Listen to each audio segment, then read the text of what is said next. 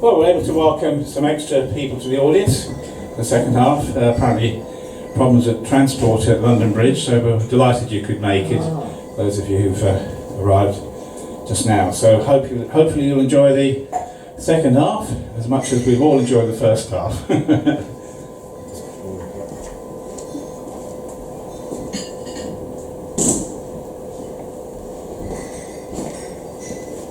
Just to remind you, the performance tonight are Emile Serkin, Eve Pearce, Sade Joseph and me. I'm Patric Cunnane. So I'm going to start the second half with a few poems.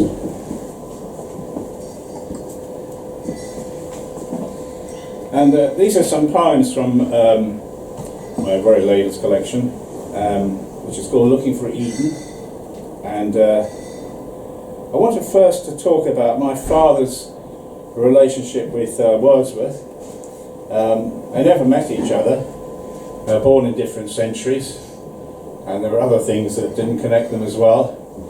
But in a parallel universe, this was what my father and Wordsworth might have done.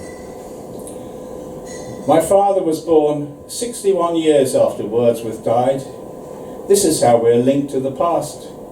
Wordsworth and my father never met, but only the span of a life separated them. Only the span of a life, geographical location, inclination and denomination separated them. Take away these random factors and a different picture emerges. Wordsworth and my father drinking Guinness in a snug in the west of Ireland, calling for snuff and postage stamps, sending for Coleridge to hear their latest magnum opus.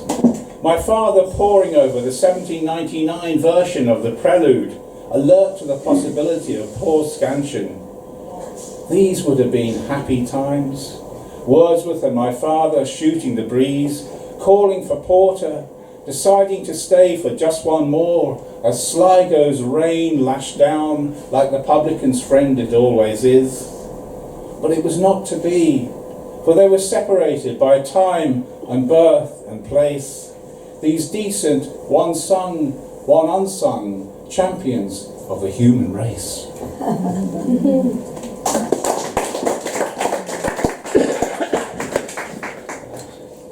Talking of Guinness, I have some here. Cheers. I'm sure my dad would have approved. I spent some time travelling through northern India, and one night we were on a very long overnight train journey, and I got talking to a young Indian woman on the train who was a classical dancer. She was on her way to a gig in Calcutta, and over the course of the long train journey we were discussing our different cultures and art. So this is overnight on the Rajdhani Express. "What kind of poetry do you write?" said the Indian princess, her lithe dancer's body leaning forward with interest, her meltingly dark eyes shining in the dim glow of the cabin, a river of hair shimmering as she speaks. "What kind of poetry do you write?" She commands an answer. I long to say, I write only the kind that aches for you, that mourns your unattainability and celebrates your fabulous beauty.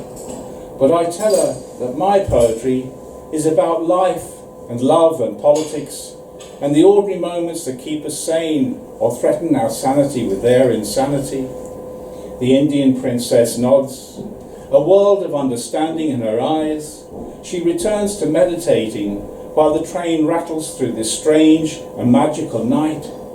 Sudden bridges and rivers emerging out of darkness, a lit boat moving slowly across a wide bay, a building picked out in red lights.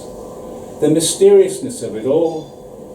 The Indian princess lying in her bunk, her graceful body barely rising as she breathes, and the world turning, its poverty and its richness in tune with the sing-song rhythm of the wheels.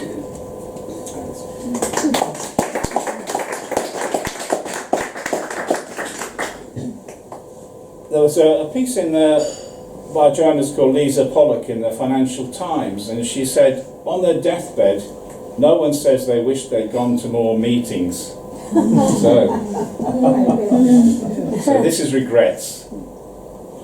On his deathbed, he wished he'd gone to more meetings, had more delayed train journeys, waited longer in supermarket queues, encountered more options when phoning the gas board, contributed more to work collections, stayed longer at birthday and Christmas dues, being more fulsome in praise of idiot managers, worked on long after retirement age, forfeiting a globe-trotting pension gap year, an affair with a woman half his age. How much better if there were more dental appointments, more bouts of flu, more spam mail, more sweaty tube journeys, more early morning alarms, hurry, get dressed, there's no time to blink, moments. How much better if he wasn't on his deathbed, heading for God knows where, and he awoke in time to hear someone say, "That covers everything. Do you have any questions?"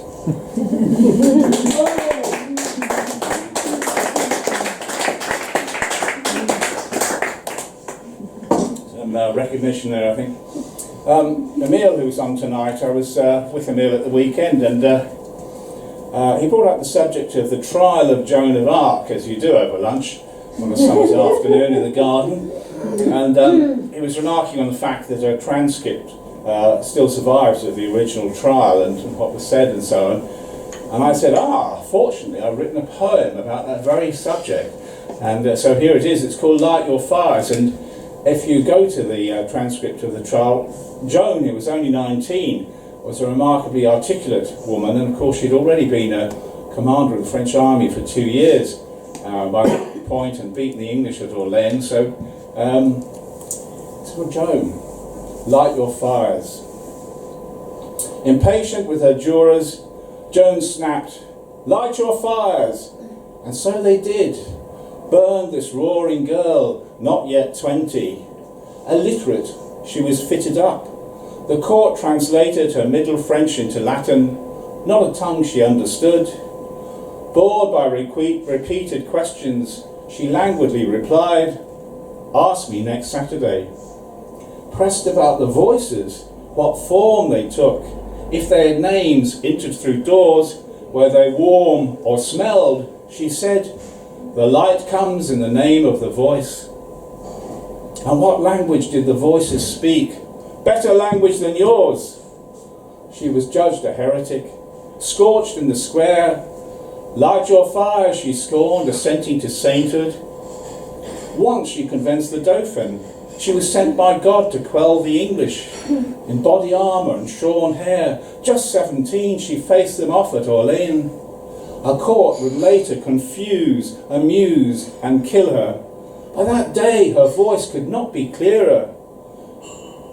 The King of Heaven orders and commands you through me to abandon your strongholds and go back to your country. If not, I'll make a war cry, remembered forever. France's anointed heroine won the day. Her only sin? She embarrassed men. She wrote the script. She made the play.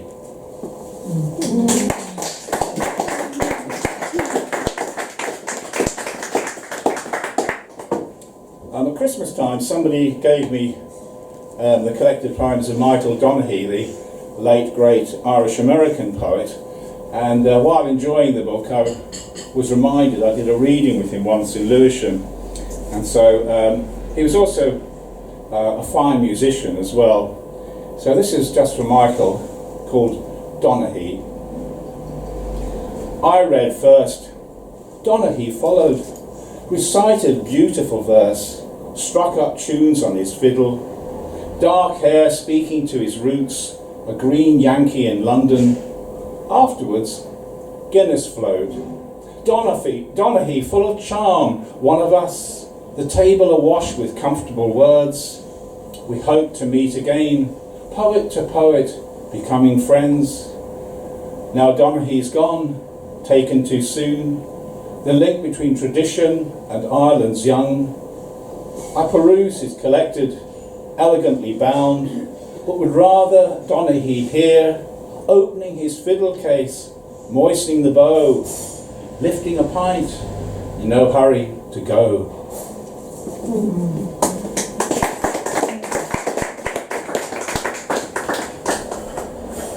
So here's my final poem tonight, suitable for a warm evening.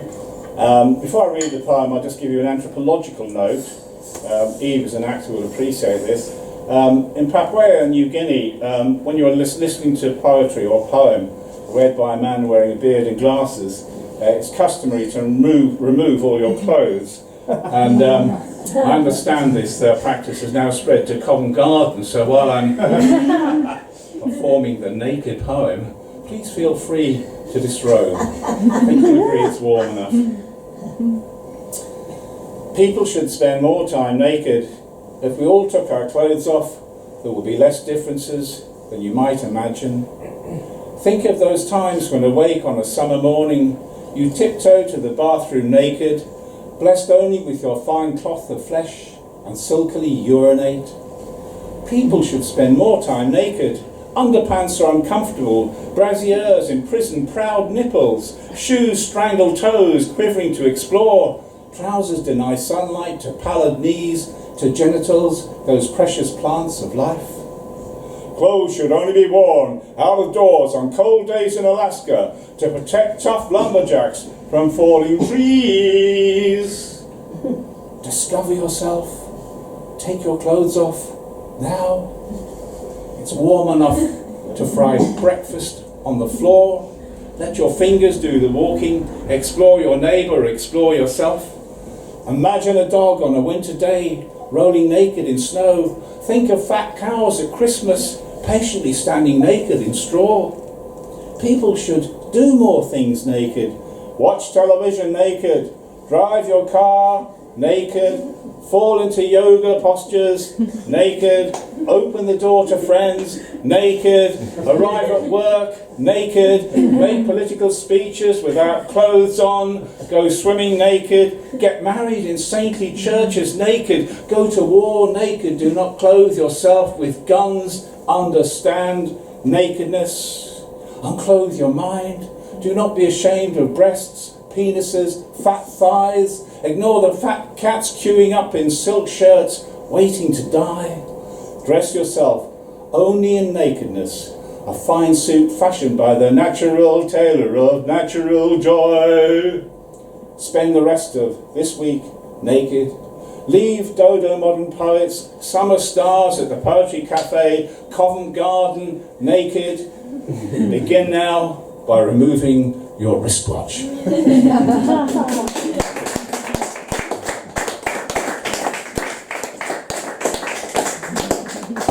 So, thank you very much indeed. I'd like to welcome back